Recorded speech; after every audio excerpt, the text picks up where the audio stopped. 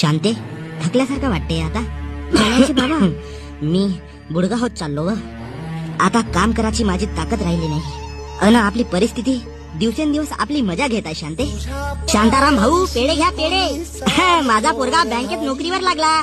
तुमचा पोरगा दिसत नाही आहे, त्यालाही पेढे देईन म्हणलो होतो. तो बाहेर बाहेरच फिरू शकते. तो थोडीनं माझ्या पोरासारखा घरी राहून अभ्यास करल. मग मायबाप इकडे थकत चालले, थोडीशी तरी लाज वाटते का त्याले? बस, माझ्या पोराले तुम्ही काही म्हणा नको. तुम्ही तुमचे पेढे घ्या आणि येथून निघून जा. आज नाही तर उद्या माझा पोरगा काही ना काही तर करेल ना भाऊ. अन मी मेलो नाही, जिवंत हो अजून. साधण्याची ताकद ठेवतो आज ताई. बोध झाला आहे तुमचा पोरगा तुमच्यावर. तुम्हाला समजे कसा नाही. असो, पेढे ठेवतो, खाऊन घ्या. अन आठवणीनं तुमच्या बोध पोराले द्या.